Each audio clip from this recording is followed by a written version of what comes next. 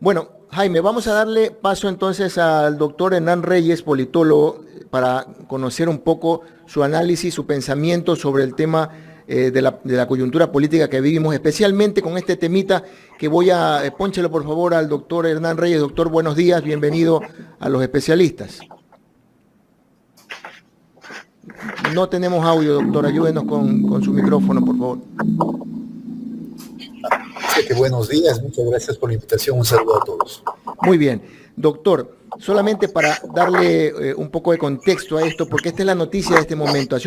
Hace unos 15 minutos, el diario El Debate, que denunciara el día de ayer que el presidente de la República se habría ido de farra y que luego la Cancillería y el gobierno en sí lo negó, hoy vuelve a publicar su verdad el periodista Alejandro Entrambasaguas.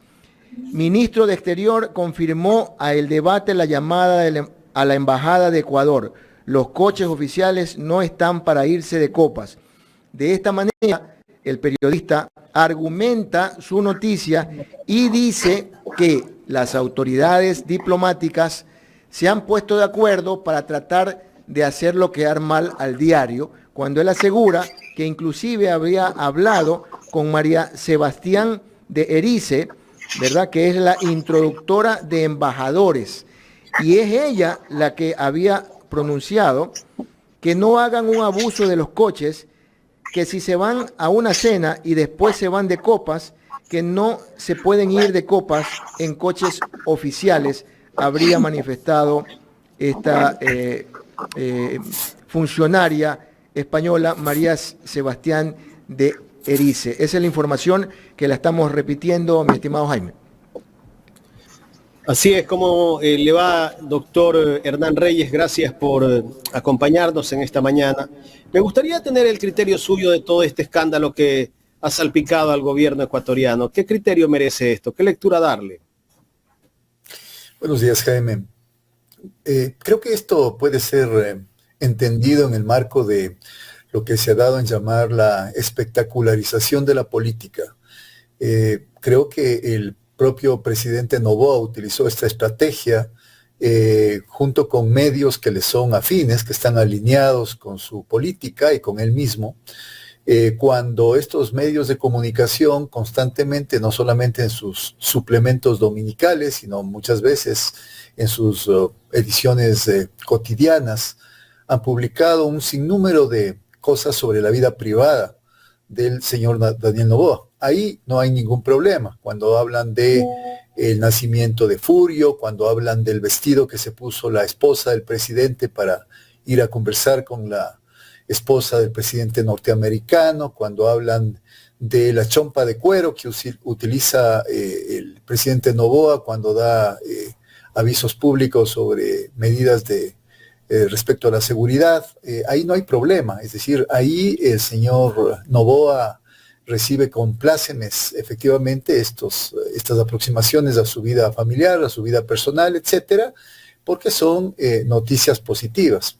Pero cuando sucede lo que ha sucedido ahora, que un medio español ha publicado una noticia sobre un evento personal, pero de un representante, como es el presidente Noboa, es el presidente del Ecuador, es de alguna manera nuestro representante cuando está realizando giras internacionales, ahí sí ya parece el gobierno responde negativamente. Y claro, más allá de que tendrá que el gobierno responder a esta información, más allá de los efectos que esto ha causado en la imagen y en la reputación del presidente Noboa, y de la baja que inclusive puede causar en la aprobación de la gente a la gestión pública. Acordémonos que siempre los políticos ahora están sujetos a escrutinio de la gente, y este tipo de hechos también afectan, más allá de la gestión propia de la política, la imagen del político, y en este caso del primer mandatario. Creo yo que es un tema de ser comprobado a solamente una parte de la historia que se cuenta, es decir, del mal uso de los vehículos oficiales dotados, creo yo, por el Ministerio de Exteriores español a la delegación ecuatoriana, e inclusive de seguramente guardia de seguridad propia que Ministerio de Exteriores también ofreció al presidente Noboa. Solamente si es que eso es comprobado yo creo que ya deja afectado y deja lacerada la imagen del presidente Noboa de muy fea manera. Esto nos recuerda a un expresidente que se tomaba sus copas, ¿no? Si es que se confirma, a el expresidente Carlos Julio Arosemena, que producto de sus copas creo que perdió la presidencia. Sí, y creo que eso ya quedó grabado de alguna manera en los libros de historia política ecuatoriana. No nos olvidemos que a veces los hechos anecdóticos, hechos como estos, que no tienen que ver con la firma de tratados internacionales, que no tienen que ver con la emisión de decretos ejecutivos, que no tienen que ver con decisiones políticas de fondo, sino tienen que ver con comportamientos y con conductas no sujetas a protocolos mínimos de, yo diría inclusive de educación, de decencia, de lo que significa un comportamiento adecuado para un primer mandatario. No nos olvidemos que esto al final queda fijado, queda impreso en la memoria de la gente y puede efectivamente ser un elemento más que identifique a tal o cual mandatario. Creo que Noboa tendrá que hacer muchísimos esfuerzos para, digamos, no minimizar este hecho. Tendría la Cancillería, supongo yo, y el propio gobierno ecuatoriano que desmentir de manera adecuada lo que ahora ya de alguna manera está circulando y está formando parte del imaginario de los ecuatorianos de lo que sucedió en ese viaje de Noboa a España el mes de enero. Y con la confirmación pues ya del propio ministro de Relaciones Exteriores de España, que sí hubo la llamada, ya ahí es un poco bastante complicado que puedan desvirtuar esta afirmación que hace el debate. Pero bueno, pasemos a otro tema, economista. Esta semana la ministra de Trabajo también dijo que el presidente es como el palo encebado, que todo le resbala, o sea que lo que está pasando en este país, con este escándalo que acabamos de estar vigente en este momento, está vigente todavía en este momento porque si se confirma el día de hoy de que efectivamente se dio este hecho de la farra, esto todavía generará debate una semana más tal vez, aunque seguirán sacando nuevos escándalos del caso Metástasis, del caso Purga, y eso nos distrae, ¿no? Seguramente en estos días va a haber cualquier cosa. Son cortinas de humos que se crean para tratar de proteger al presidente de la República. Ayer detuvieron al hijo de la vicepresidenta de la República, Verónica Abad, que también eso fue una sorpresa, ¿no? Tal vez que todo es, a veces nos ponemos a analizar, todo esto puede ser como para generar cortinas de humo o qué mismo es lo que podemos tener la percepción de lo que pasa con este gobierno, doctor Hernán Reyes. Esa misma pregunta nos hacemos muchos. En realidad no sabemos si se trata de una política de comunicación gubernamental concertada, donde se entremezclan y se juntan una serie de aspectos. Por un lado, existe la necesidad de seguir avanzando en el programa económico del presidente Noboa, un programa absolutamente sumiso, un programa absolutamente sometido a los dictámenes del Fondo Monetario Internacional, que lo que busca efectivamente es abrir nuevamente un espacio de cumplimiento de esos condicionantes de ese organismo internacional para poder acceder a una renegociación global de la deuda externa ecuatoriana. Pero para lograr eso se necesita avanzar en varios frentes. Las primeras 4 leyes de urgencia económica aprobadas por la Asamblea Nacional y ratificadas por Noboa en los términos que a él le convenían, creo que son la prueba factible de aquello. Sobre todo aquella que tiene que ver con el incremento de un impuesto regresivo, como es el impuesto al IVA, que va a empezar a regir en pocos días más y que ya ha empezado a causar efectos negativos en la economía ecuatoriana.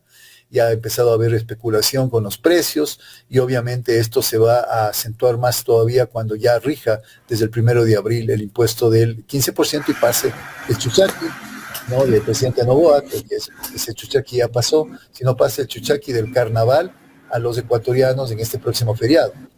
Me parece que la ley, por ejemplo, de turismo aprobada, la nueva ley de turismo aprobada, que tiene aspectos que habrá que analizar en otro momento, cuando lo dé el tiempo y cuando se tenga ya conocimiento adecuado del contenido completo de la ley, pero que por lo que ya se dice, por ejemplo, privatiza algunas áreas protegidas, deja en manos privadas el cuidado, entre comillas, de esas áreas protegidas, algo que es absolutamente contradictorio, porque los sectores privados, cuando quieren invertir y hacer negocios en turismo, lo que menos les interesa es cuidar, lo que más les interesa es ganar y tener rentabilidad a toda costa. Esto puede ser gravísimo porque las áreas protegidas son áreas sumamente sensibles en aspectos biológicos y en aspectos culturales inclusive, que pueden estar en serio peligro. Acordémonos que el Ecuador tiene también, dispone de Galápagos, que es un patrimonio natural de la humanidad y que habría que analizar a fondo esta ley. Pero digo yo, parecería ser una especie de estrategia concertada. A mí me asombró ayer, por ejemplo, la detención, o mejor dicho, el allanamiento y los operativos que hizo la Fiscalía con respecto a uno de los hijos de la vicepresidenta de la República. Esto es como una suerte de contrapeso a la noticia que apareció ayer mismo, desde tempranas horas, sobre este supuesto escándalo en que habría incurrido el presidente Noboa en su desplazamiento a España. Es una especie de contrapeso, llamémoslo así, y de hecho podemos esperar que los siguientes días también existan otro tipo de actuaciones, a ratos inclusive no provenientes de decisiones del Ejecutivo, sino más bien provenientes de actuaciones de la Fiscalía General del Estado. A mí me ha dado la impresión además de que toda la forma muy engorrosa, antijurídica, que la Fiscalía ha utilizado para difundir la información sobre el caso Metástasis desde enero anterior y sobre el caso Purga desde las semanas que viene trabajando este caso, a partir de difundir en medios de comunicación amigos, en medios de comunicación aliados, a quienes les da de manera preferente información privilegiada sobre los chats, para que estos difundan y publiquen. Me parece que también es una suerte de mecanismo de blindaje a nivel de la opinión pública que el gobierno nacional está haciendo para poder avanzar, como digo yo, en esas otras políticas económicas que le interesan fundamentalmente. Carlita. Doctor, muy buenos días. Todo esto gira en torno a que ya vamos a dar inicio a esas precandidaturas, ¿no? Y yo creo que ahí ya la política se empieza a mover un poco más. ¿Cómo ve usted esas elecciones de cara al 2025 con respecto a la coyuntura y a los posibles candidatos? Buen día, Carla. Efectivamente es un panorama que yo diría está tremendamente favorable para la candidatura y la reelección del propio presidente Daniel Noboa. Me parece que están dados a este momento, es decir, si nosotros hacemos el corte fotográfico a partir de las encuestas de aprobación de la gestión y de apoyo al presidente Noboa, en este momento él tendría absolutamente todas las de ganar si es que fueran hoy las elecciones del 2025, pero no son hoy las elecciones del 2025. Y por lo tanto nosotros tenemos que proyectarnos hacia lo que es el escenario inmediatamente futuro.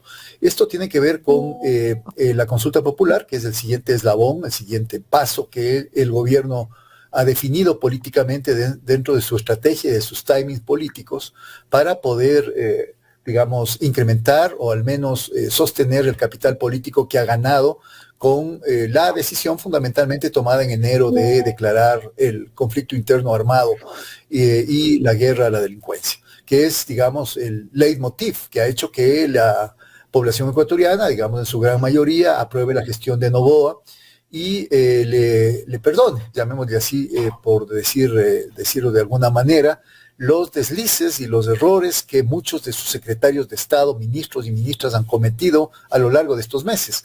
Errores que han cometido ya sea porque son ministros absolutamente junior, como la ministra de Medio Ambiente, que no creo que tenga ni la preparación ni la capacidad, ni siquiera el equipo cercano para poder responder a las demandas de un ministerio que es topa un tema de mucha importancia ahora y más aún después de la aprobación de la ley de turismo, ni tampoco otros ministros y ministras de Estado, como la propia ministra de Trabajo, ¿no?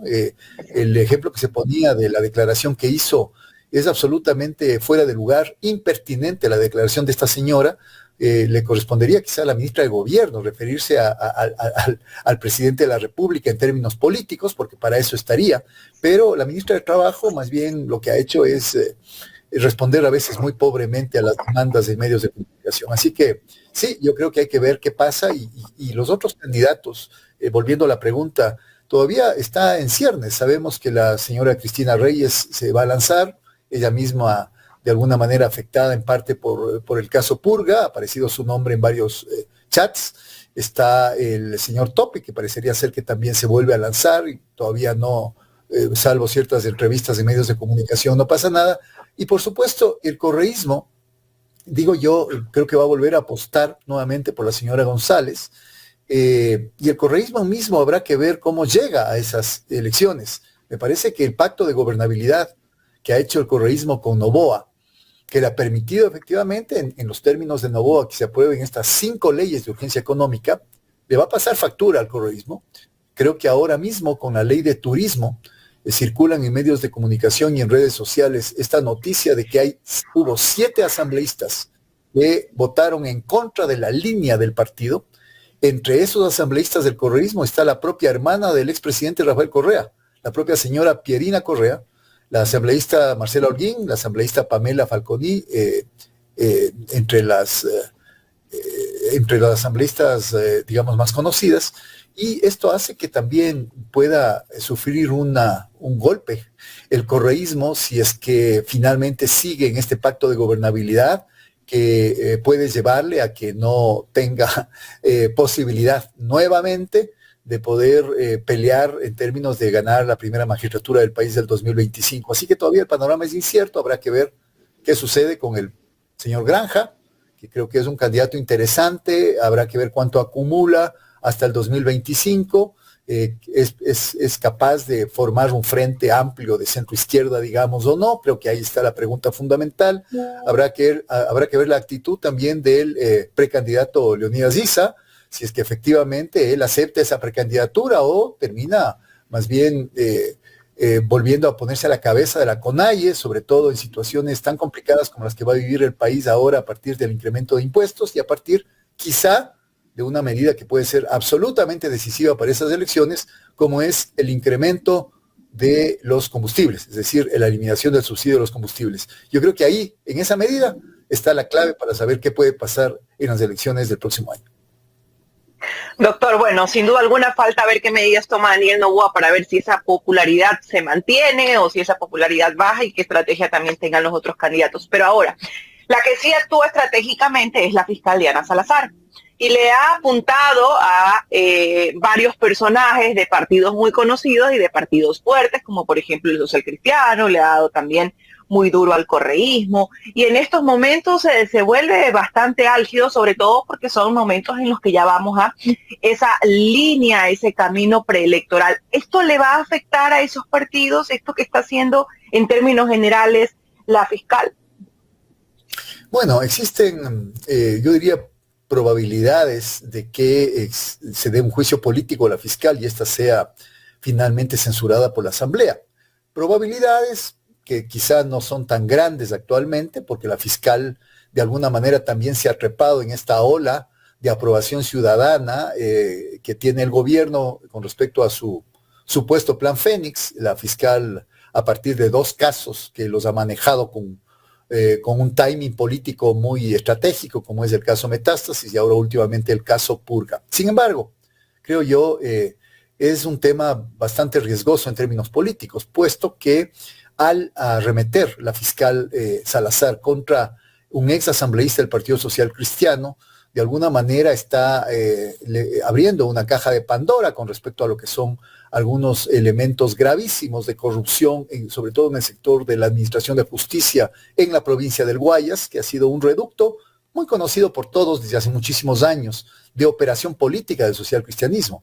No sabemos hasta dónde pueda llegar, digamos, esta denuncia y este descubrimiento de lazos y de elementos de corrupción que vinculen a políticos socialcristianos. No sabemos si esto finalmente puede llegar inclusive a salpicar al propio señor Jaime Nebot, que finalmente, si bien ha salido a decir que él no tiene nada que ocultar y que siempre su comportamiento ha sido adecuado y ético porque no necesita, es curioso las palabras de Nebot, porque él no requiere de, digamos, este tipo de corruptelas.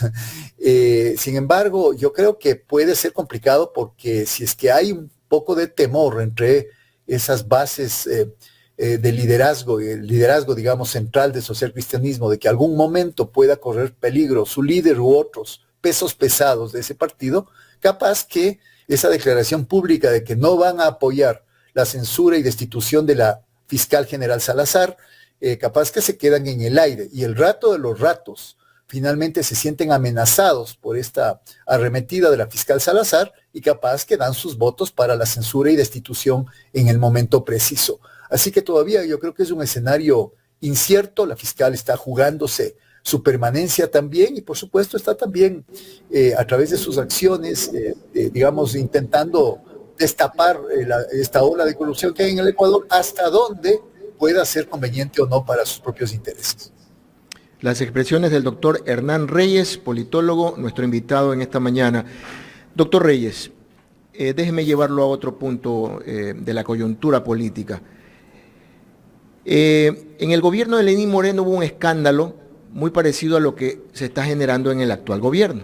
Fue con la vicepresidenta de aquella época, Alejandra Vicuña, que se la acusó y se la sentenció por concusión y cohecho. Ayer se presenta el escándalo de la detención del hijo de la vicepresidenta actual de Daniel Noboa, Verónica Abad, el hijo Sebastián Barreiro Abad, quien a través de una denuncia de un trabajador, él habría estado pidiéndole dinero de su sueldo a este joven. Esto podría llevar a pedirle al presidente Noboa la renuncia a la vicepresidenta o podría llevarla a un juicio en ese aspecto como lo hicieron con Alejandra Vicuña. Así es, y no solamente, acordémonos, se trata de Alejandra Vicuña. Antes de Alejandra Vicuña fue efectivamente el señor Jorge Glass.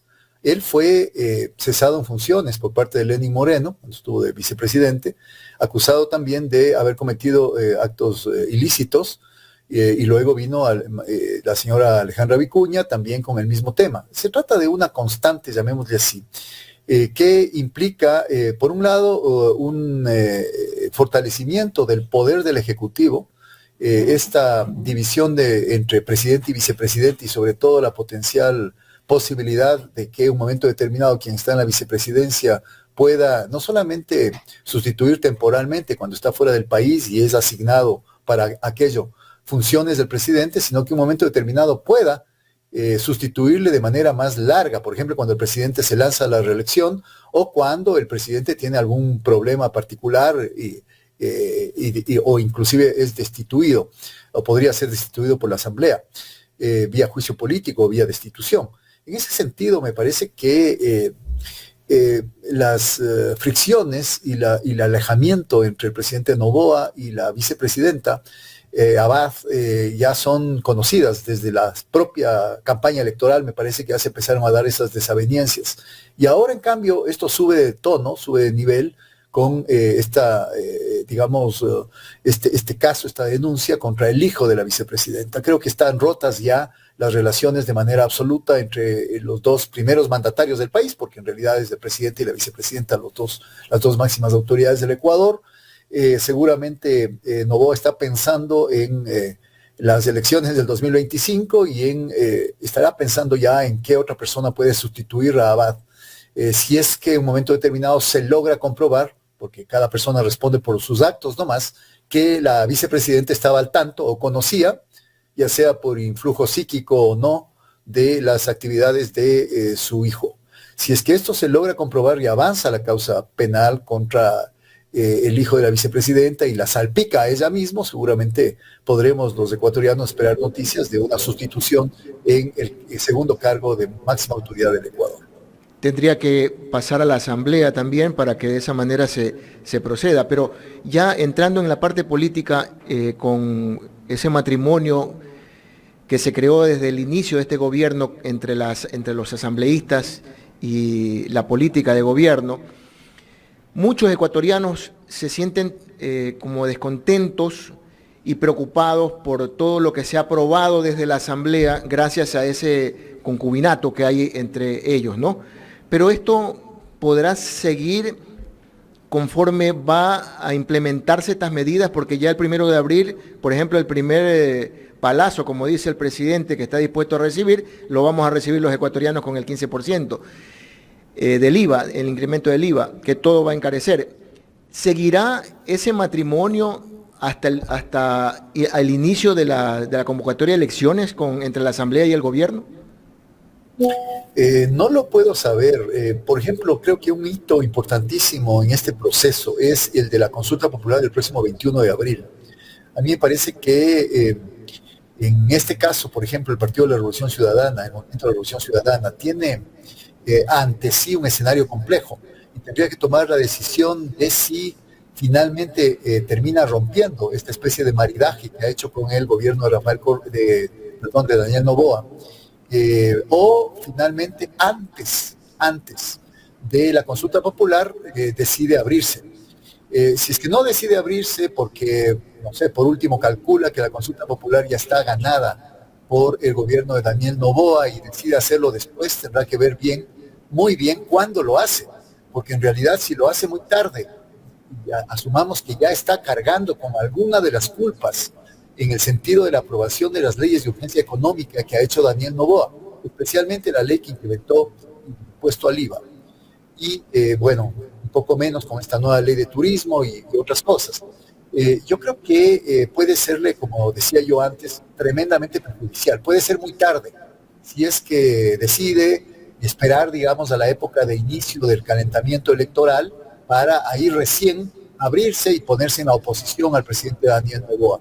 Además, habrá que ver cómo se pone en la oposición. Ahora, para todos los partidos políticos y voces disidentes en el Ecuador, resulta muy difícil oponerse a Daniel Noboa, porque ya hemos visto que una práctica que ha desarrollado ya este gobierno es acusar a quienes de alguna manera lo cuestionan y lo critican en alguna de sus decisiones, acusarles de antipatria.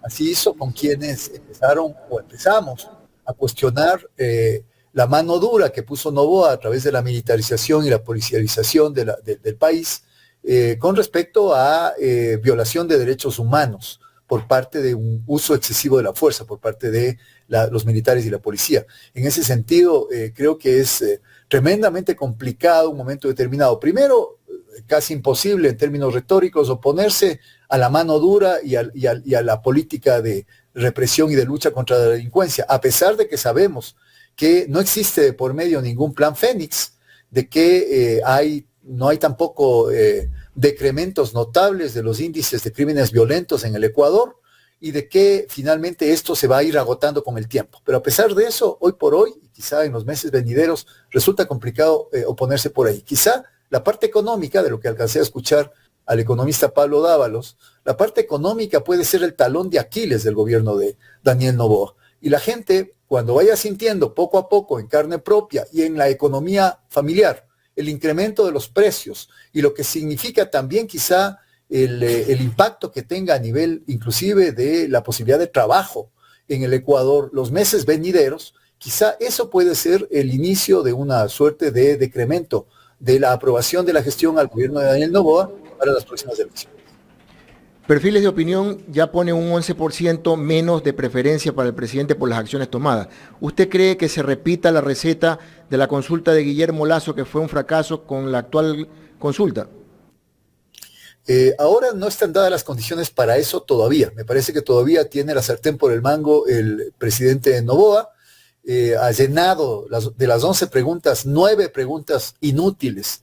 Son preguntas referidas a su tema que es bandera de batalla, llamémosle así, que es la lucha contra la delincuencia y el crimen organizado. Por lo tanto, digamos, va a ser muy difícil que la gente vote en contra de esas 9 preguntas. Pero hay una pregunta fundamentalmente, que es la pregunta que tiene que ver con la flexibilización laboral y con el trabajo por horas, que es una pregunta tremendamente complicada para el gobierno, porque el único sector que le apoya son los sectores empresariales, las cámaras de la producción, que le apoyan en esta pregunta. Pero para el resto de ecuatorianos, a no ser que sean ecuatorianos absolutamente despistados, que no entienden la lógica económica de lo que significa el empleo y los derechos laborales.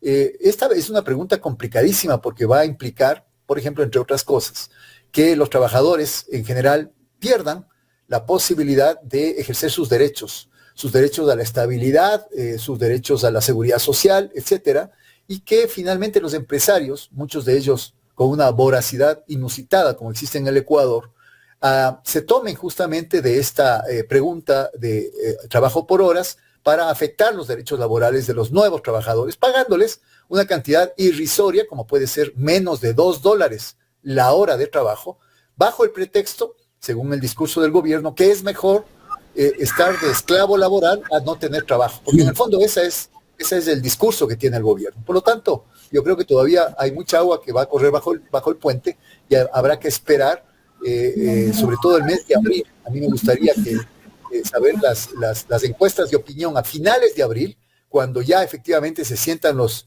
coletazos del impuesto al IVA y finalmente el gobierno, quizá después de la consulta popular, como muchos dicen, haya tomado otras medidas de carácter económico, como podría ser eventualmente el incremento en el alza de los combustibles. Eso puede ser un elemento definitorio, como digo, a nivel electoral para el próximo año.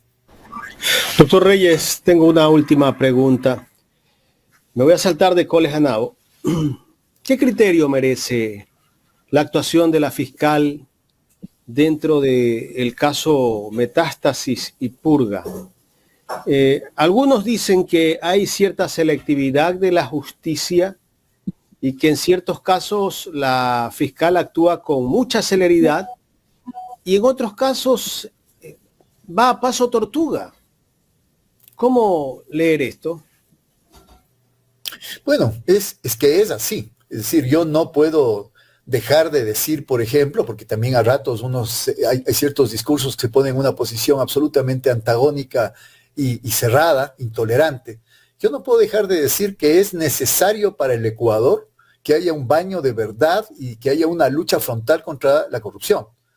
Lo que yo me pregunto es si es que está tomando esta actitud la fiscal, una actitud que hasta puede calificarse de valiente. No creo que sea en vano las medidas de seguridad extremas que tiene la seguridad para que la fiscal, para que no atente contra su vida. Me parece que está plenamente justificado porque va a haber sectores delincuenciales que efectivamente van a verse afectados por lo que la fiscal haga. Pero más allá de eso yo me pregunto, ¿por qué, por ejemplo, el caso Purga? Si sabemos, y el Vox Populi, que en el Ecuador el nivel de corrupción que se ha enquistado en el sector judicial, en la justicia, es general. ¿Por qué el caso Purga solamente se focaliza en Guayas? ¿Por qué no se topa, por ejemplo, a Pichincha y a otras provincias del Ecuador donde finalmente también hay jueces corruptos, hay fiscales corruptos, hay abogados corruptos? Primera cosa. Segundo, ¿por qué si es que hay información que se tenía desde hace muchísimo tiempo, como también se ha dicho repetidamente, y estaba en manos de la Fiscalía, ¿por qué se actúa en determinados momentos como, por ejemplo, cuando la fiscal cree estar en riesgo por un eventual juicio político en la Asamblea Nacional y no antes? Tercero, ¿por qué la fiscal actúa de manera, yo diría, poco profesional en el sentido de seguir los procedimientos y el debido proceso de casos tan graves y tan sensibles como esto, utilizando una mediatización de los procesos judiciales a partir de esta difusión, como yo decía antes, de los chats y de las conversaciones, para que la gente finalmente primero juzgue y después el procedimiento siga en paralelo, el procedimiento propiamente judicial de forma formal? Entonces, a mí me parece que hay varios elementos que efectivamente desmerecen la actuación de la fiscal, aún reconociendo que es necesario que la fiscalía actúe como está actuando, pero también reconociendo que, digamos, debe ser una actuación que vaya dirigido a todos los supuestos culpables de los casos de corrupción y que pudo haberse hecho en tiempos anteriores y con todos los casos, porque efectivamente hay casos como León de Troya, el caso Pandora Papers y otros casos adicionales que duermen el sueño de los justos en la Fiscalía General del Estado. Doctor, queremos agradecerle por su tiempo. Muchísimas gracias. Gracias a ustedes. Hasta la próxima. Gracias al doctor Hernán Reyes, politólogo, conversando con nosotros aquí en Ecuador en directo.